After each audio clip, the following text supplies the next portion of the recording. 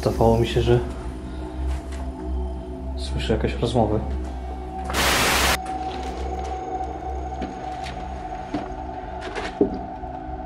O ja!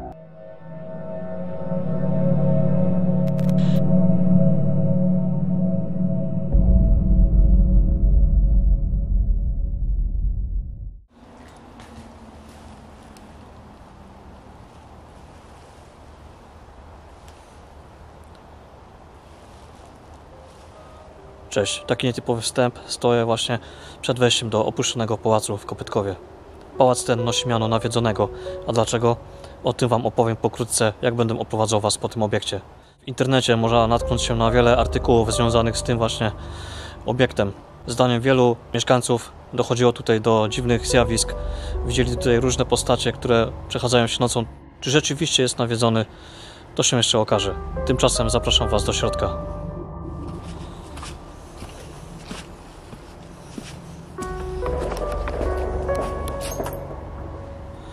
Powiem Wam, że słychać w oddali jakieś strzały, ale mam nadzieję, że to tylko petardy i wygłupy okolicznych tutaj mieszkańców. No ale dobra, jestem już praktycznie przed wejściem do tego obiektu, który chcę Wam pokazać. Zobaczcie sami. Tak to się prezentuje. Słuchajcie, obiekt jest naprawdę w opłakanym stanie i nie wiem, czy uda mi się wejść do góry. Nie wiem, czy pamiętacie, ale byłem w tym miejscu zimą poprzedniego roku i spokojnie udało się wejść do góry na piętro.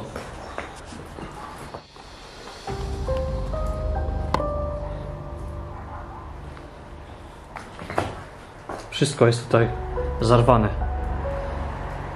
Są tu zrobione jakieś prowizoryczne schody. Jak już na wstępie słyszeliście, z obiektem tym wiąże się naprawdę dużo mrocznych legend, a niektóre z nich są naprawdę przerażające, a dotyczą osób, właścicieli tego oto pałacu. Spójrzcie, jak tutaj zarwana jest weranda, zadaszenie tutaj tego tarasu. Naprawdę dużo nie brakuje, aby to się rozpadło, dlatego będziemy uważać. No i oczywiście nie brakuje nam graffiti w tym miejscu. Zobaczcie w ogóle tutaj, jak to wszystko wygląda. O, masakra. Zostały jeszcze jakieś kikuty po żyrandolach, ale nic poza tym. Mam nadzieję, że jestem tutaj sam, że nikt tutaj się nie szwenda oprócz mnie, bo nie chciałbym się zestresować, jak to się mówi. Ale dobra. Przejdźmy sobie tutaj. Możliwe, że była tu jakaś skrytka, ale dalej mamy chyba już tylko toaletę, bo tutaj żadnego przejścia nie ma. Ale zobaczymy, czy da się tędy jakoś przejść. Niestety, ślepy zaułek. To była tylko również toaleta. Zobaczcie, mamy tutaj rozsypany sedes.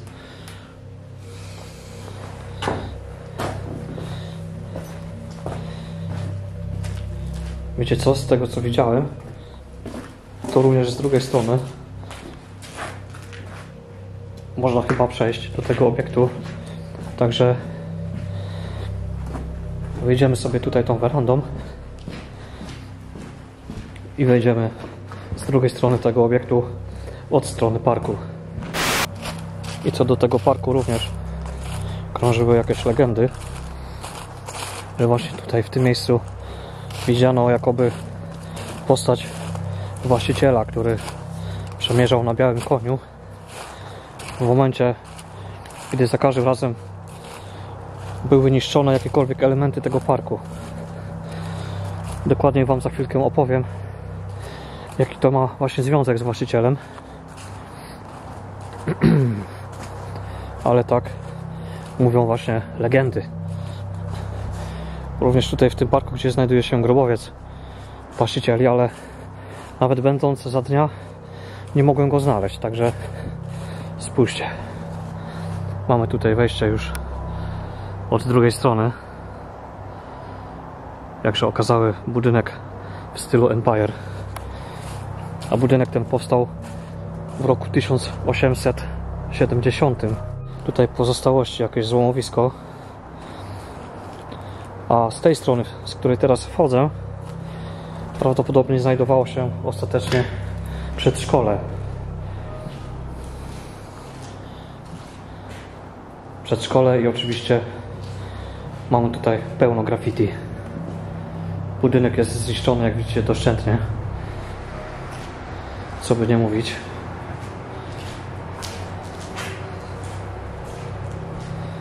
I powiem wam, że dosyć mocno słychać tutaj odgłosy jeżdżących aut przy pobliskiej drodze, bo budynek znajduje się przy drodze. Może nie jest jakoś mocno ruchliwa ta droga, ale jednak troszkę się samochodów przewija tą drogą. Tutaj mamy toalety.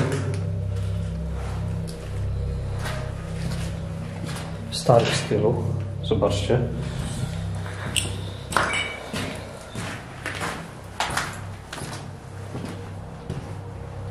Dobra, tam pójdziemy sobie później. Tutaj na ścianach można jeszcze zobaczyć udekorowane, pomalowane elementy. Tutaj widzicie jakiś księżyc narysowany.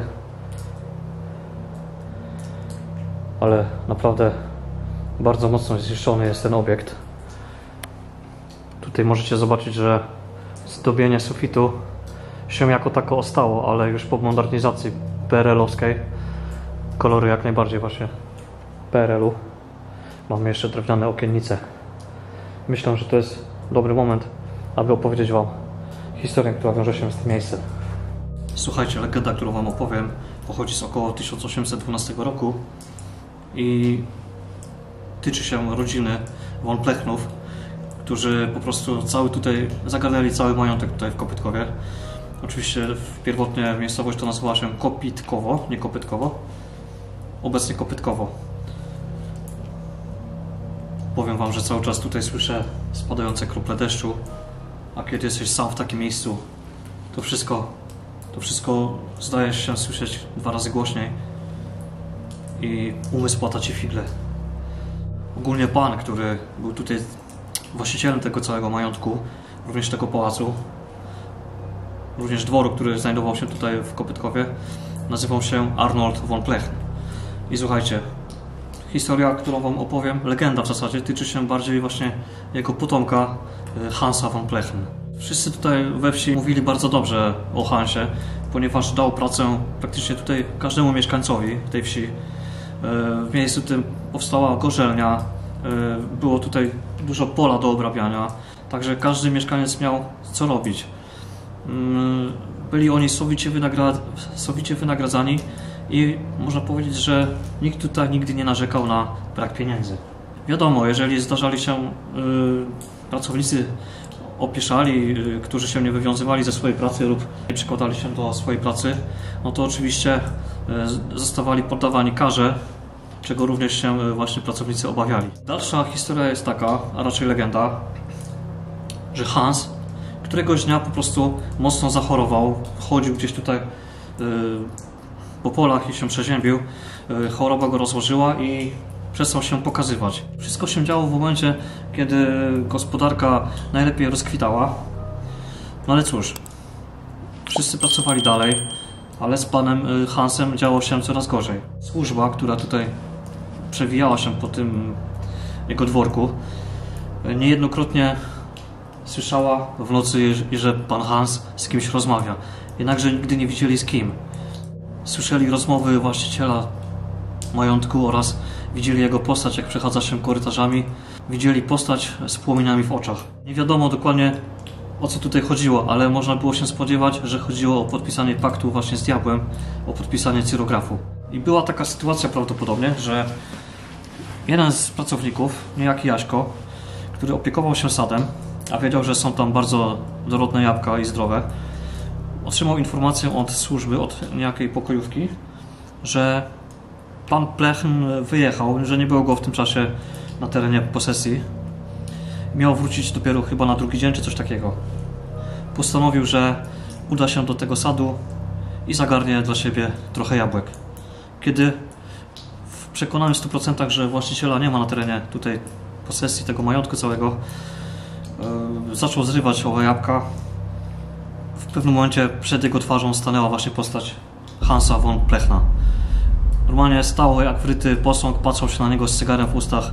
Biedny Jaśko tak się przestraszył, że zostawił wszystkie jabłka i uciekł w popłochu. Bał się następnego dnia spotkania z panem Hansem, ponieważ wiedział, że spotka go surowa kara, jednakże pan Hans w ogóle go w tej sprawie nie zawołał. Dosyć ciekawa sytuacja. Dalszą część legendy opowiem wam za chwilę. I tak jak mówiłem, pracownik tak się wystraszył, że bał się spotkania z panem von Plechnem. Niestety do tego spotkania nie doszło i wielce zdziwiony wrócił do tej pokojówki i opowiedział jej o całej historii. Ta odparła, że rzeczywiście, naprawdę właściciela nie było w tym momencie na terenie posesji, także nie mógł być to on. A jeszcze można tutaj dodać to, że była druga osoba, która zajmowała się zbożem i postanowiła zagarnąć dla siebie worek czy 2 worki zboża i spotkała się z tą samą sytuacją. Mimo że pana von Plechna nie było na miejscu, to przydarzyło się dokładnie to samo co Jaśkowi. A mianowicie ujrzał postać Hansa von Plechna przed swoimi oczami. Również go to przeraziło, że aż się rozchorował na kilka dni i nie mógł pracować.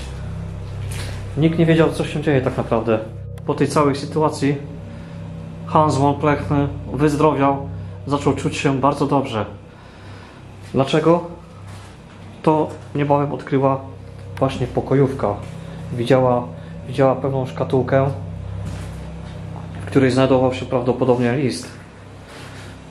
Biały list zapieczętowany czerwonym stemplem, który miał być prawdopodobnie cyrografem. Czy rzeczywiście był tym cyrografem? Nie wiem. Są to legendy, ale zawsze w każdej legendzie jest ziarenko prawdy.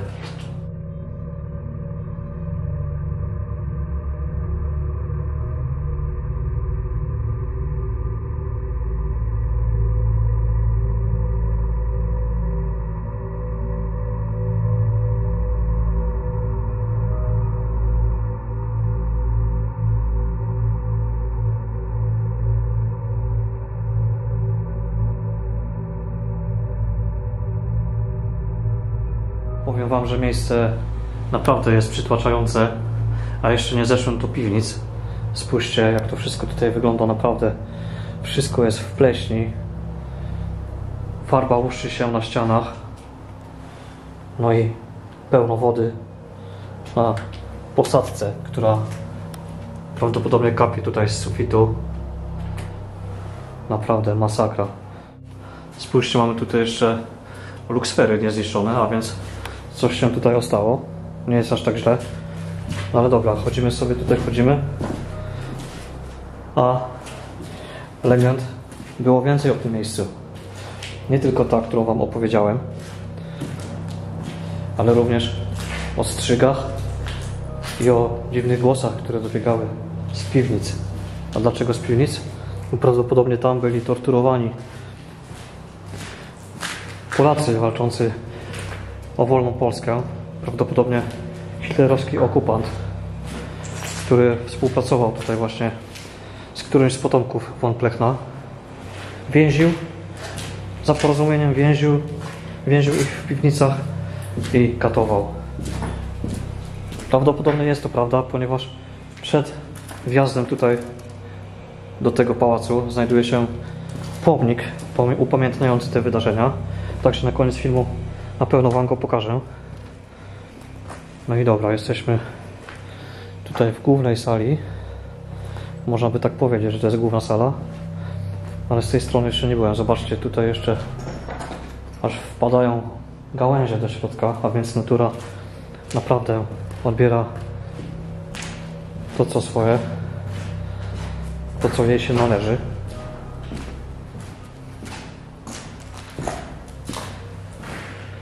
Powiem wam, że eksplorować samemu takie miejsce naprawdę ciekawe przeżycie.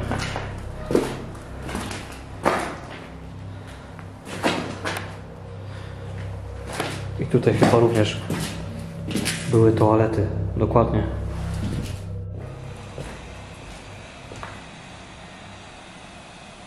Powiem wam, że cały czas słyszę jakiś dziwny odgłos.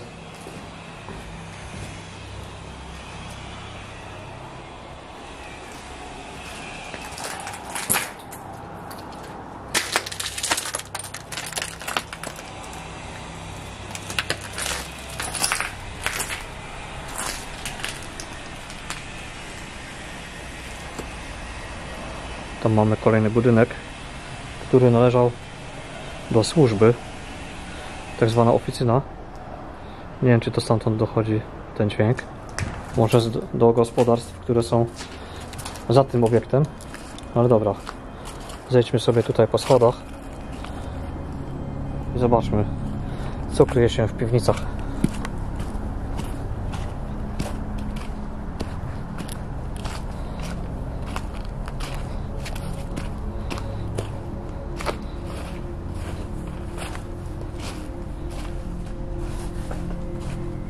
Powiem wam, że piwnice są naprawdę duże i mroczne. Zobaczcie, jak tutaj kapie woda cały czas.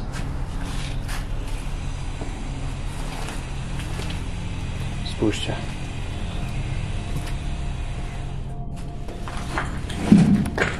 Jezu, aż się zlękłem.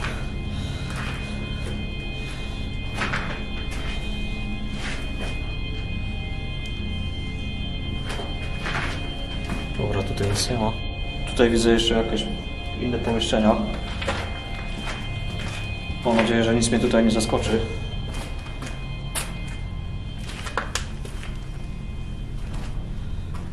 Okej, tutaj nic nie ma.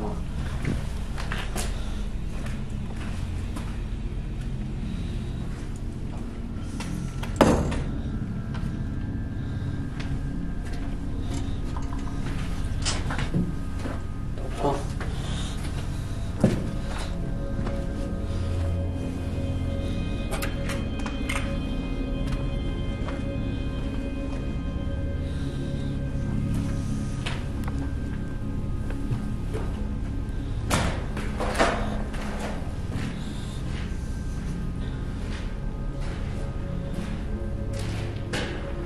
Są tutaj w oknach jakieś kraty, zobaczcie. Drewniane okiennice, ale na zewnątrz są kraty. Nie wiem, czy przetrwały one od tamtych czasów, kiedy byli więzieni tutaj ludzie. Mam nadzieję, że nie. Spójrzcie, jaki długi tunel.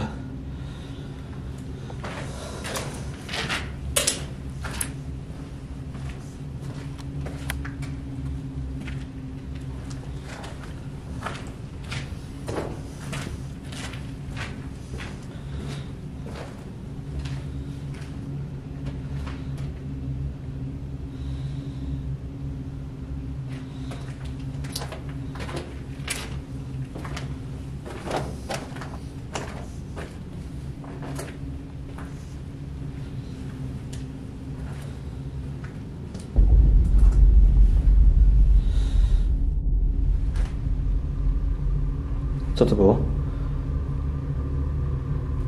Halo?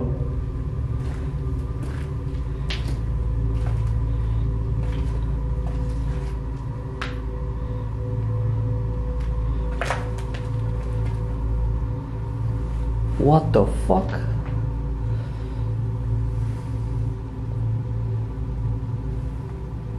Zdawało mi się, że słyszę jakieś rozmowy.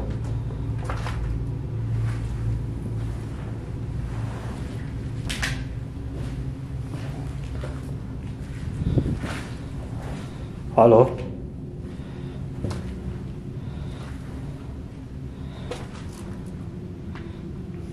Co to jest?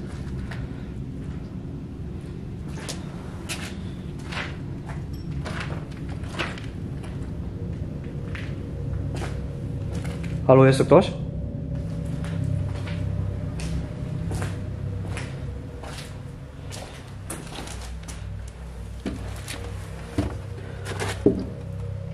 O ja, zobaczcie.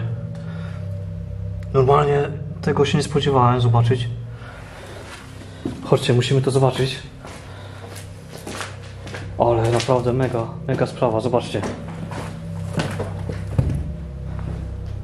Jest kominek. Czekajcie, to chyba musiał być jakiś klub. Tak, z pewnością, to musiał być jakiś klub. Ostatecznie, kiedy było tutaj przedszkole, ludzie wspominali mi właśnie, że w miejscu tym znajdował się klubik, do którego chętnie uczęszczali. Ale nie spodziewałem się, że to będzie w tym miejscu. Zobaczcie, spójrzcie na te sklepienia. No naprawdę coś niesamowitego. Wow. Ale czad. Powiem wam, że naprawdę nie spodziewałem się, że zobaczę coś takiego w tym miejscu. Kurde, mega sprawa, naprawdę mega.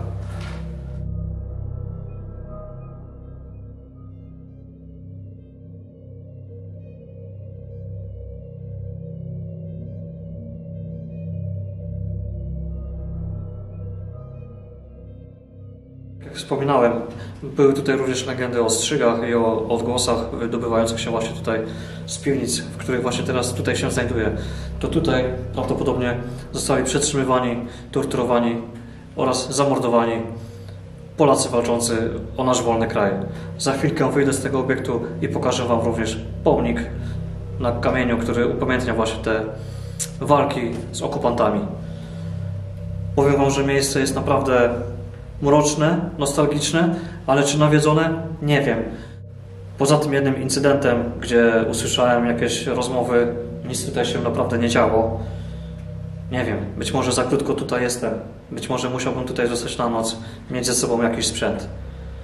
Szkoda, że schody są tak zepsute, że nie da się wejść na piętro, a wiem, że jeszcze rok temu można było śmiało wejść do góry.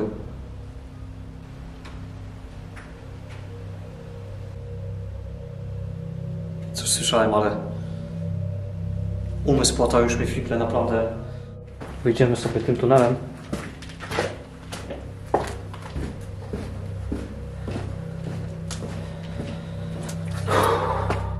Jeszcze wracając tutaj do historii o strzygach, no to wiąże się z tym taka historia, legenda kolejna, że kiedy rodziły się dzieci, chore dzieci, takie, które zdaniem tutaj mieszkańców nie zasługiwały na to, aby po prostu funkcjonować, zostały uśmiercane i zakopywane gdzieś tutaj w pobliżu pałacu pod drzewami. Tymi strzygami miały być właśnie te chore dzieci, niepełnosprawne.